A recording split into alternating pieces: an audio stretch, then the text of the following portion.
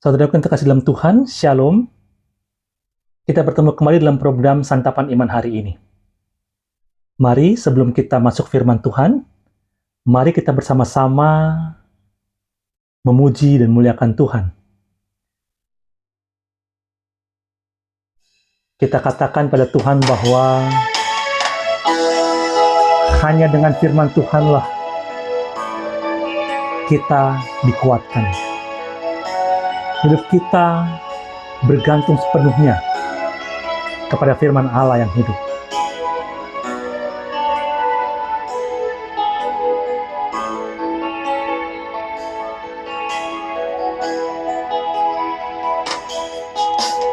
Apapun yang terjadi dalam hidupku ini, tak pernah kuragukan kasih-Mu Tuhan. Lewat gunung yang tinggi, dalam lembah yang curam, tak pernah kuragukan janji-Mu Tuhan. Kau berfirman dan sembuhkanku, Kau bersabda dan selamatkanku. Tiada yang mustahil bagimu, Yesus, ku percaya padamu.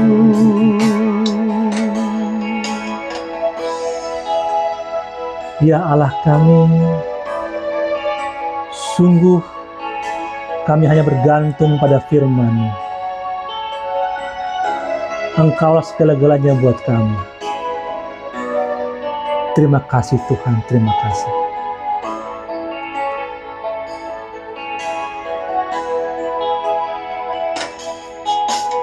Apapun yang terjadi dalam hidupku ini, tak pernah kuragukan janji-Mu Tuhan.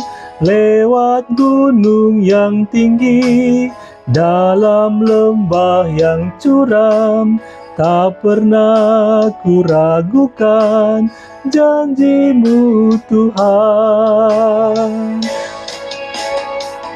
Kau berfirman dan sembuhkanku, Kau bersabda dan selamatkanku.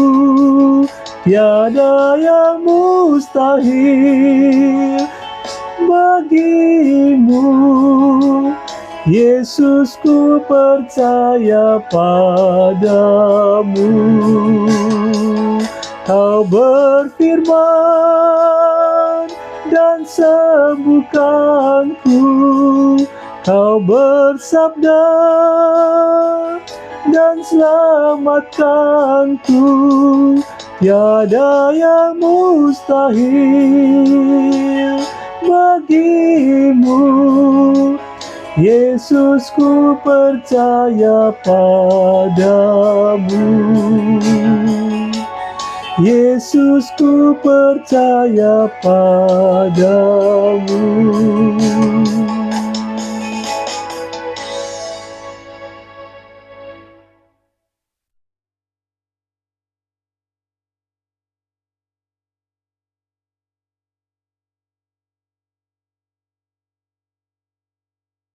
Saudaraku yang terkasih dalam Tuhan, mari kita bersatu dalam doa sebelum kita masuk dalam pembahasan firman Tuhan. Kita berdoa.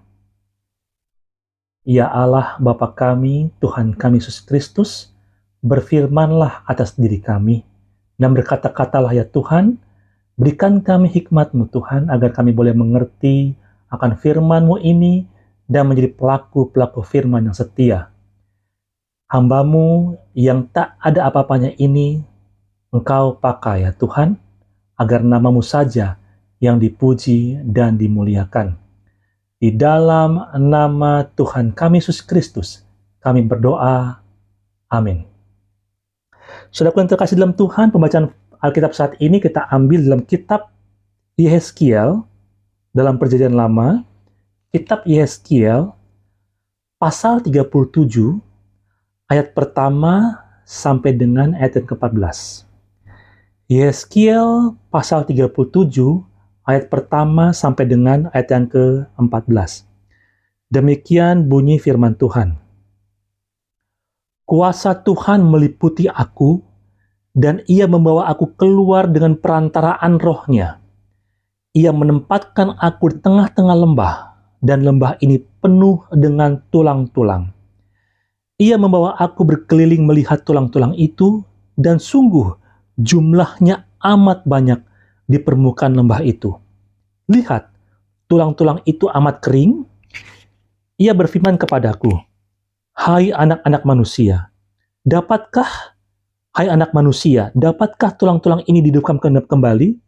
Aku menjawab, ya Tuhan Allah, Engkaulah yang mengetahui. Ia pun berfirman kepadaku, bernubuatlah mengenai tulang-tulang ini, dan katakanlah kepadanya, hai tulang-tulang yang kering, dengarlah firman Tuhan. Beginilah firman Tuhan Allah kepada tulang-tulang ini. Lihat, aku memberi napas ke dalammu, supaya kamu hidup kembali. Aku akan memberi urat-urat padamu, dan menumbuhkan daging padamu, serta menutupi kamu dengan kulit. Aku akan memberikan kamu napas supaya kamu hidup kembali. Maka kamu akan mengetahui bahwa akulah Tuhan. Lalu aku bernubuat seperti yang diperintahkan kepadaku.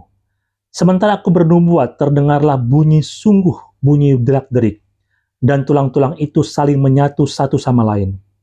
Sedang aku mengamat-amatinya, lihat, ada urat-urat padanya, dan daging pun tumbuh. Kemudian kulit menutupinya, tetapi mereka belum bernapas.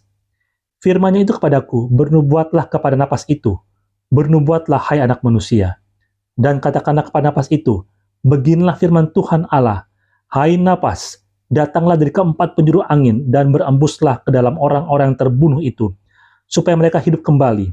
Lalu aku bernubuat seperti yang diperintahkan kepadaku. Napas itu pun masuk ke dalam mereka, sehingga mereka hidup kembali dan menjejakkan kakinya. Bala tentara yang sangat besar, firman-Nya kepadaku, hai anak manusia, tulang-tulang ini adalah seluruh kaum Israel. Sungguh, mereka sendiri berkata, tulang-tulang kami sudah kering, dan pengharapan kami sudah lenyap. Putuslah hidup kami. Sebab itu, bernubuatlah dan katakan kepada mereka, beginilah firman Tuhan Allah, sungguh, aku membuka kubur-kuburmu dan membangkitkan kamu dari dalamnya. Hai umatku, dan aku akan membawa kamu ke tanah Israel. Kamu akan mengetahui bahwa akulah Tuhan, ketika aku membuka kubur-kuburmu dan membangkitkan kamu dari dalamnya. Hai umatku, aku akan memberikan rohku ke dalammu sehingga kamu hidup kembali, dan aku akan menempatkan kamu di tanahmu. Maka kamu akan mengetahui bahwa aku, Tuhan yang mengatakannya dan melakukannya. Demikianlah firman Tuhan. Saudara yang terkasih dalam Tuhan, saya sedikit memberikan kesaksian bahwa sebenarnya ayat ini itu muncul pertama kali ketika kemarin hari Kamis, hari ini hari Jumat. Hari Kamis di kantor istri saya WA ke saya. Dia WA satu ayat firman Tuhan. Itu ayat kelima. Beginilah firman Tuhan Allah kepada tulang ini, lihat, aku memberi nafas ke dalammu supaya kamu hidup kembali. Itu aja yang dikasih. Dia WA. Tidak ada penjabaran apa-apa, cuma ayat itu tok. Ketika saya baca, seperti saya digerakkan oleh Tuhan, seperti Tuhan berkata pada saya, khotbahkan ayat ini di dalam channel YouTube-mu. Seperti Tuhan katakan itu pada saya. Kemudian saya WA, saya katakan besok, maksudnya hari ini, besok Papa akan khotbahkan ini dalam channel YouTube program Santapan Iman hari ini. Kemudian setelah itu saya berkata, Tuhan, saya belum ngerti maksudnya apa ini ayat ini. Di sini cuma dikatakan, beginilah firman Tuhan Allah kepada tulang-tulang ini. Lihat, aku memberi napas ke dalammu supaya kamu hidup kembali. Itu ayat yang mentah buat saya.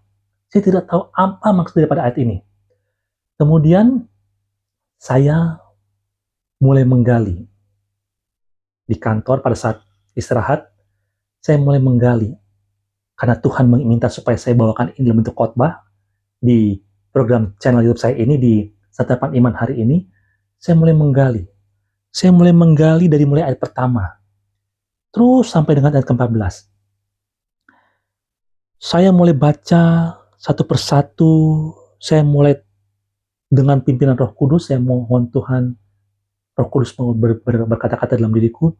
Saya mulai baca ayat pertama, saya gali kata demi kata, terus sampai dengan ayat ke-14.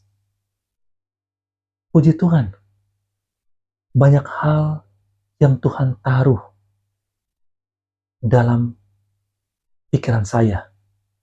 Hikmat Allah bekerja dalam pikiran saya. Ternyata banyak hal yang bisa dipelajari dalam perikop ini. Dan kemudian saya mulai buat catatan. Karena ini cukup berat. Ayat ini cukup berat. Sehingga saya mulai buat catatan-catatan sambil saya mulai mencari referensi-referensi tambahan. Sehingga terbentuklah topik firman Tuhan saat ini. Dan saya juga tanya, Tuhan, apa kira-kira judul daripada khotbah saat ini? Tuhan kasih judul itu, kasih Allah mengembalikan kita ke rencana besar Allah. Setelah saya baca, saya gali ayat demi ayat, kata demi kata, dari mulai ayat pertama sampai dengan ayat yang ke-14, kesimpulannya adalah kasih Allah mengembalikan kita ke rencana besar Allah. Mari kita bahas dan kupas satu persatu. Dalam nama Tuhan Yesus Kristus.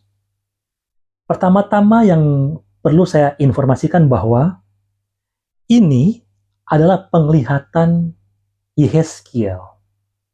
Jadi ayat pertama sampai dengan ayat ke-14 ini adalah penglihatan Yehezkiel pada saat bangsa Israel itu dibuang ataupun dijajah. Dijajah kemudian orang itu dibuang ke tanah Babel, ke kerajaan Babel. Itu sekitar tahun 586 sampai 538 sebelum Masehi. Kok saya tahu? Ya saya coba cari referensi pada saat itu apa sih yang terjadi, begitu. Jadi itu adalah penglihatan Yehezkiel yang Allah taruh ke dalam diri Yehezkiel itu pada saat Israel sedang dibuang ke Babel, yaitu sekitar tahun 586 sampai 538 sebelum Masehi. Itu bisa kita lihat dari ayat yang pertama. Kuasa Tuhan meliputi aku, dan ia membawa aku keluar dengan perantaran rohnya. Ia menempatkan aku di tengah-tengah lembah, dan lembah ini penuh dengan tulang-tulang. Jadi dia mendapatkan penglihatan, karunia penglihatan pada saat itu oleh Tuhan Allah. Apa sih yang dilihat? Yang dilihat adalah Allah memperlihatkan ada satu lembah yang besar, dan di dalam lembah itu begitu banyak sekali tulang-tulang yang kering, yang tak ada sama sekali penghidupan atau kehidupan. Jadi tulang-tulang kering di dalam lembah itu yang memang benar sudah mati. Tulang sudah kering, sudah mati, tidak ada kehidupan sama sekali di situ. Lalu, itu ayat kedua, kita bisa lihat, ia membawa aku berkeliling melihat tulang-tulang itu. Dan sungguh jumlahnya amat banyak di permukaan lembah itu. Lihat, tulang-tulang itu amat kering. Itu artinya tidak ada lagi kehidupan di lembah itu. Yang ada hanyalah tulang-tulang yang amat kering. Saya baca dalam Alkitab terjemahan baru kedua. Alkitab itu setiap berapa periode itu diperbaharui terjemahannya, bukan diubah terjemahannya, tetapi bahasanya itu disesuaikan dengan bahasa sehari-hari yang ada pada saat itu. Supaya apa? Supaya orang semakin bisa memahami Alkitab ini. Jadi makna dan arti dari Alkitab ini tidak berubah. Hanya terjemahannya saja yang berubah. Coba bayangkan kalau Alkitab tidak berubah sama sekali terjemahannya. Kita baca Alkitab sejak yang keluar dari tahun 50-an, 40-an, mungkin kita tidak bisa paham ini maksudnya apa kata-katanya. Maka dari itu, lembaga Alkitab menerjemahkan setiap periodenya, saya kurang tahu berapa lama periodenya itu, untuk apa? Untuk kita bisa lebih memahami dengan bahasa yang kita miliki saat ini. Baik, kita lanjutkan lagi. Kalau kita lihat,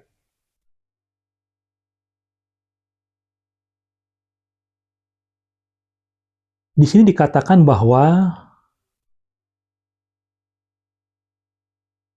tulang-tulang ini, itu ayat 11 ya, firman-Nya kepadaku, hai anak manusia, tulang-tulang ini adalah seluruh kaum Israel. Ternyata tulang-tulang yang ada di lembah itu, itulah gambaran kaum Israel. Loh, kenapa? Kok bisa? Bukankah Israel itu adalah bangsa pilihan Allah? Kenapa kok mereka jadi tulang-tulang yang tak bernyawa, yang sudah keringnya luar biasa? Kenapa? Kita ketahui bersama bahwa betul, bangsa Israel itu adalah bangsa pilihan Allah. Apa yang dimaksud dengan bangsa pilihan Allah? Allah memilih bangsa Israel agar menjadi contoh atau role model kepada bangsa lain, agar apa? Agar bangsa lain mengenal Allah yang Maha Kuasa dan bangsa lain bisa menyembah Allah yang benar. Jadi, melalui bangsa Israel, Allah memperkenalkan dirinya agar bangsa Israel itu mengenal siapa itu Allah yang sebenarnya dan mereka menyembah Allah yang sebenarnya itu, lalu itu bisa dilihat oleh bangsa-bangsa lain dan bangsa-bangsa lain itu ikut menyembah Allahnya Israel. Itulah mengapa Allah memilih bangsa Israel sebagai bangsa pilihannya Allah, sebagai role modelnya Allah. Ada rencana besar yang Allah ingin Allah berikan pada dunia melalui bangsa Israel ini. Rencana keselamatan, karena selama ini semenjak manusia jatuh ke dalam dosa, manusia itu sudah lupakan Allah. Manusia itu sudah tidak tahu siapa Allah. Yang mereka cuma tahu adalah sesuatu yang besar. Maka itu mereka menyembah patung, mereka menyembah pohon-pohon, mereka menyembah api, mereka menyembah cahaya, mereka menyembah gunung, sesuatu yang besar. Mereka sudah lupa Allah itu yang mana. Itu sebabnya Allah perlu kembali memperkenalkan dirinya agar bangsa-bangsa itu boleh kembali kepadanya untuk menyembah Dia sebagai Allah yang satu-satunya yang harus disembah. Allah pilih bangsa Israel untuk apa? Untuk dijadikan contoh atau role model agar mereka semua boleh mengenal Allah melalui bangsa ini. Tapi sayangnya bangsa Israel tidak menjalankan tugasnya sebagai saksi Allah yang hidup. Bangsa Israel malah hidup jauh dari ketetapan atau perintah Allah. Bangsa Israel hidup justru dalam dosa. bangsa Israel justru hidup sama seperti bangsa lain, menyembah ilah lain selain Allah. Akhirnya, karena ketidaktaatan bangsa Israel itu gagal menjadi role model akan rencana besarnya Allah. Itu sebabnya Allah marah, Allah murka. Betul, Allah adalah Allah yang penuh dengan kasih, itu betul. Tapi juga, yang perlu kita ketahui bersama, selain Allah adalah Allah yang maha kasih, dia juga adalah Allah yang maha adil. Dia tidak mau perintahnya itu diabaikan oleh siapapun, meskipun itu oleh bangsa pilihannya sekalipun. Perintah Allah itu ya dan amin. Harus dihormati, harus dikuduskan, dan harus ditaati. Jadi, kalau ada orang-orang atau bangsa yang tidak mentaati perintah Allah, hidup jauh dari Allah, maka Allah pasti akan bertindak tegas. Itulah kemahakuasaan, kemahaadilan Allah. Maka Allah bersikap tegas kepada bangsa Israel. Allah memberikan hukuman. Hukumannya itu bukan berarti Allah kejam, tetapi itu merupakan bagian dari kasih Allah. Allah memperingatkan bangsa Israel sebagai bangsa pilihannya, sebagai bagaikan orang tua yang sedang mendidik anak-anaknya. Allah membiarkan bangsa Israel itu dijajah oleh bangsa lain yang tidak mengenal Allah. Tujuannya agar bangsa Israel itu tobat, agar bangsa Israel itu sadar bahwa kalau mereka hidup tanpa Allah, maka hidup mereka akan hancur. Maka mereka akan jauh dari berkat Tuhan. Maka mereka akan jauh dari kasih Tuhan. Itu sebabnya pada saat itu, bangsa Israel itu dibiarkan oleh Allah dijajah oleh bangsa lain. Dan yang lebih menggenaskan adalah bangsa Israel pada saat itu dijajah oleh kerajaan Babel yang tidak mengenal Allah.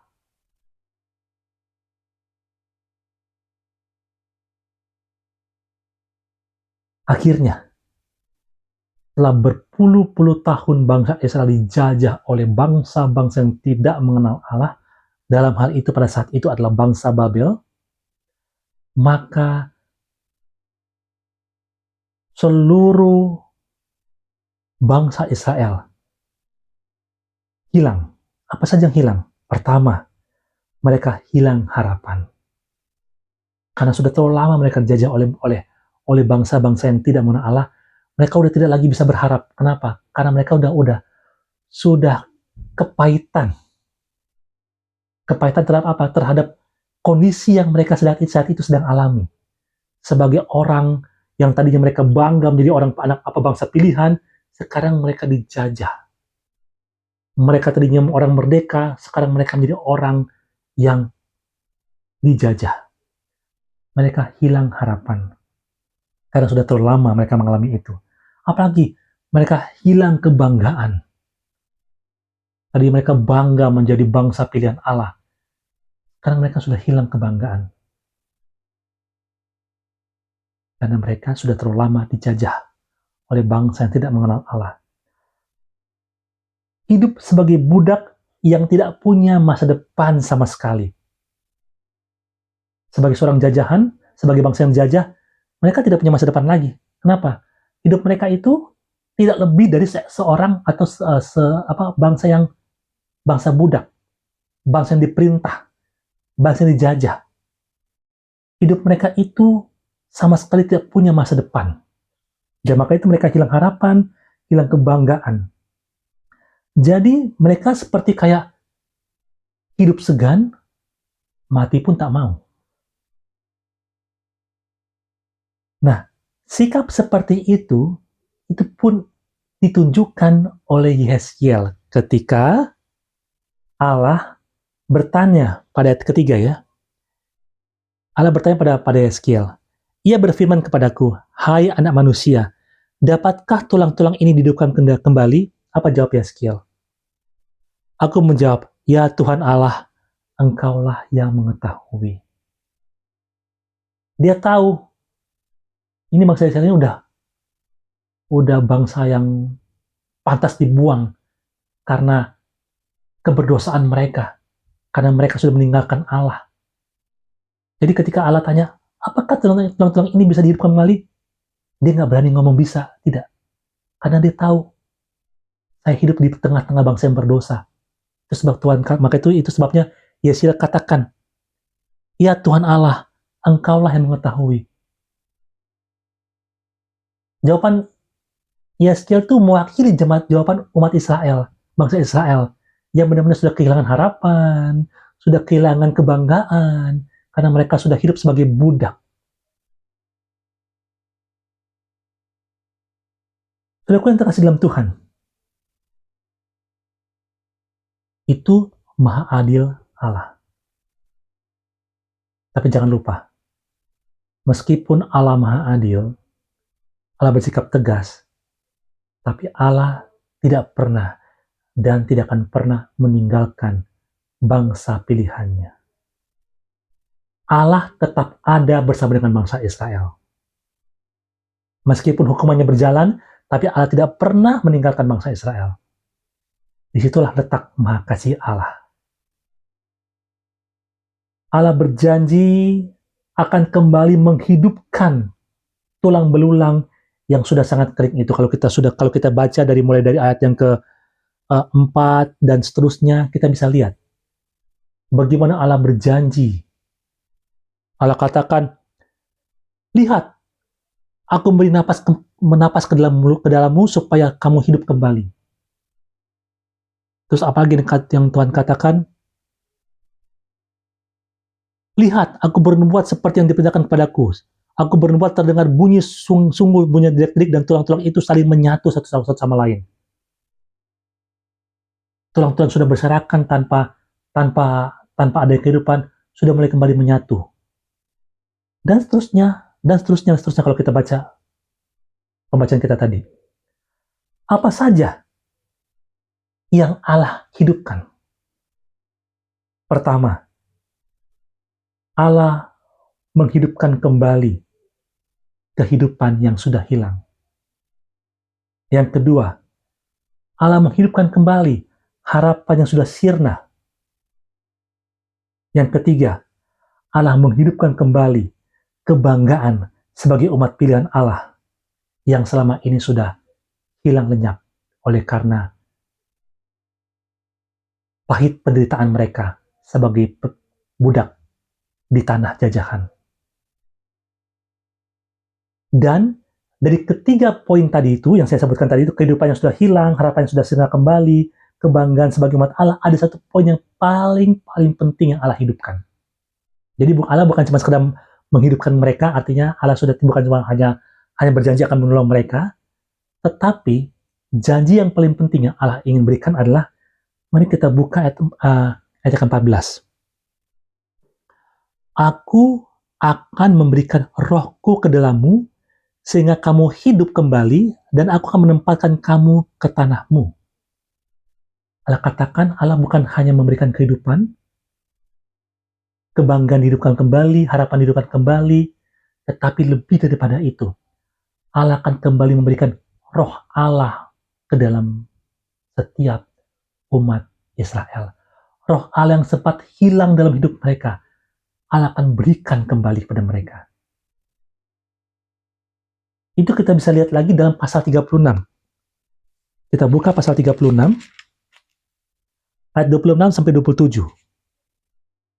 Ini ketika saya baca, ternyata luar biasa. Bisa saya cuma kasih ayat 5 aja, pasal 37. Ketika saya gali lebih dalam lagi, ternyata benar apa yang Tuhan katakan. Jadikan itu sebagai bahan khotbahmu. Oh, luar biasa. Ayat pasal 36 ayat 26 sampai 27. Demikian firman Tuhan. Aku akan berikan kepadamu hati yang baru. Ternyata selain harapan, selain kebanggaan Allah berikan kembali roh Allah yang sempat hilang dalam umat Israel. Tapi juga bukan hanya itu, Allah katakan, aku akan berikan kepadamu hati yang baru. Kalau selama ini mereka punya hati yang congkak, hati yang sombong, hati yang keras, hati yang angkuh, hati yang selama ini cuek akan ketetapan Tuhan. Kali ini Tuhan akan berikan hati yang baru. Akan menyingkirkan dari tubuhmu hati yang membatu. Jadi hati yang membatu yang selama ini bangsa Israel punya akan disingkirkan oleh Allah. Dan aku memberikan kepadamu hati yang lembut. Segala kecongkakan, segala keangkuhan Allah akan hancurkan itu, dan akan Allah berikan hati yang lembut. Hati Allah. Ayat 27, masih ayat pasal 36, kamu akan tinggal di negeri yang telah kuberikan pada nenek moyangmu, kamu akan menjadi umatku dan aku menjadi Allahmu. Jadi sebelum mereka itu dibebaskan, mereka harus diberikan dulu hati yang baru, roh yang baru, agar apa? Agar mereka kembali menjadi umat pilihan Allah yang berkenan di hadapan Allah. Kalau itu sudah terjadi, maka Allah akan membebaskan mereka dari jajahan yang sudah mereka alami berpuluh-puluh tahun lamanya. Artinya, Israel ini akan jadi Israel yang baru, bukan lagi Israel yang lama.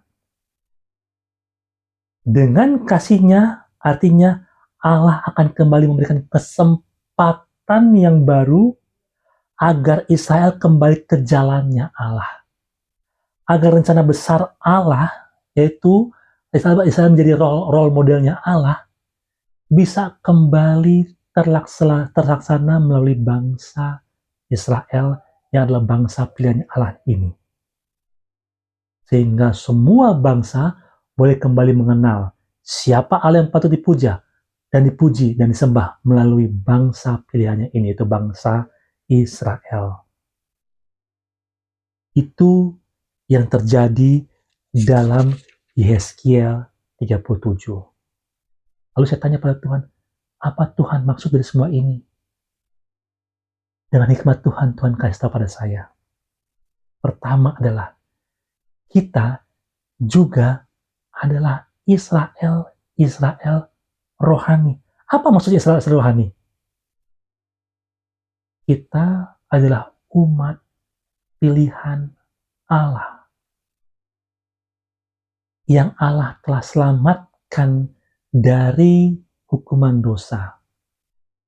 Tujuan Allah pilih kita sebagai umat pilihan Allah adalah agar kita bisa menjadi role model, sama seperti bangsa Israel, bisa menjadi panutan, contoh buat orang-orang, agar orang-orang boleh mengenal siapa itu Allah yang harus disembah.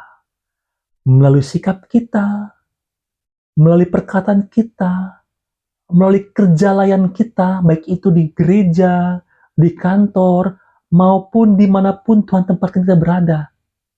Sehingga orang-orang boleh melihat, oh, ini karya Allah, karya layan Allah yang Maha Kuasa itu.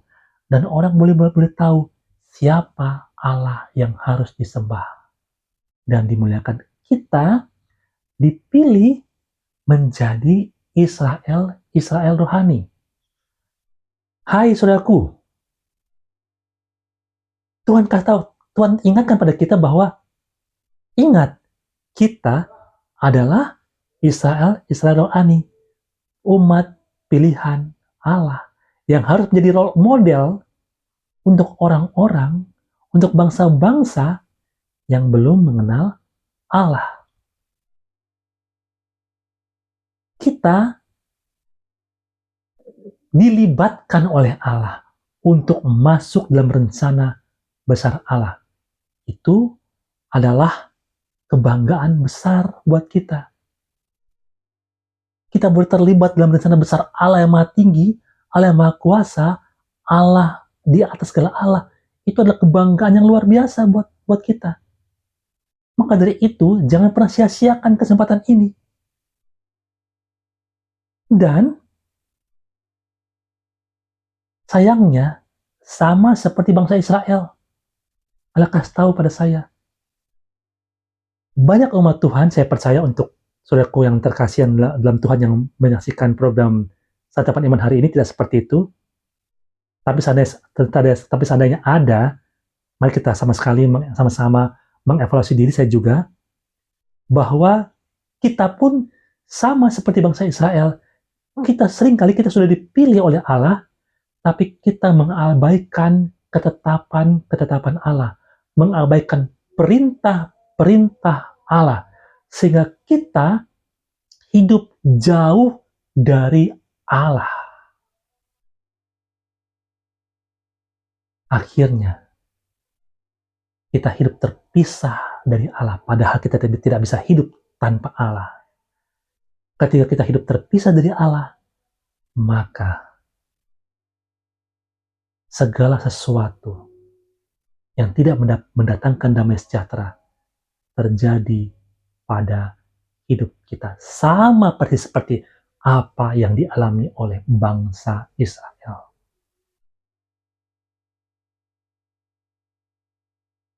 Kita kehilangan kemuliaan Allah, sama seperti bangsa Israel kehilangan kemuliaan Allah, dan kita, kalau bangsa Israel itu menjadi hamba, budak dari bangsa Babel, kita menjadi budak dan hamba dari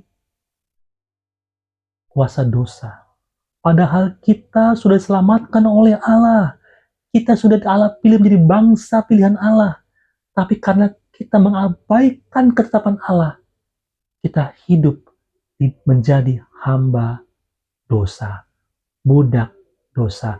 Hidup kita jauh dari Allah, sehingga damai sejahtera sukacita itu hilang, dirampas oleh kuasa iblis. Itu sebabnya kita merasa, Tuhan, kenapa engkau jauh dariku? Mari kita evaluasi. Saya pun juga mengalami itu. Firman Tuhan ini juga untuk saya. Jadi ketika saya menggali ayat demi ayat, saya seperti dikoreksi sama Tuhan. Tuhan, terima kasih. Terima kasih Tuhan, terima kasih.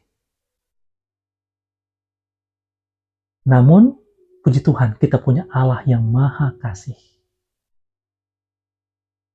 Dia mau kembali menghidupkan kita dengan kasih-Nya. Harapan kita akan dihidupkan kembali. Kebanggaan kita sebagai anak Allah akan dihidupkan kembali. Keselamatan Tuhan akan berikan pada kita. Dan terutama, Roh Allah akan kembali masuk dalam hidup kita. Kita akan diberikan kembali hati yang baru, hati yang lembut, agar apa? Agar kita boleh kembali menjadi role model, kembali masuk dalam rencana besar Allah. Saudara yang terkasih dalam Tuhan, apakah kita ingin kembali dilibatkan Allah untuk masuk dalam rencana besar Allah? Kalau begitu, mari kita biarkan hati kita diubah oleh Allah. Kita biarkan hidup kita diubah oleh Allah. Jangan keraskan hati kita. Segala kesombongan, segala keangkuhan, segala kebencian, segala dendam, segala akar-akar pahit, Tuhan mau cabut itu dari kita. Dan biarkan Allah ganti dengan Roh Allah yang kudus. Hati yang lembut, hati yang penuh dengan sukacita, hati yang penuh dengan damai sejahtera. Seperti air yang jernih, Tuhan akan tahirkan kita dari kenajisan. Hati yang baru dan roh yang baru yang masuk dalam batin kita. Biarkan Allah menyingkirkan hati kita, hati yang membatu, dan memberikan kepada kita hati yang lemah lembut dan penuh dengan kasih Allah. Sungguh indah kasih Allah itu untuk kita. Jangan sia-siakan dan senantiasa hidup bersama dengan Tuhan. Tuhan Yesus berkati kita. Amin.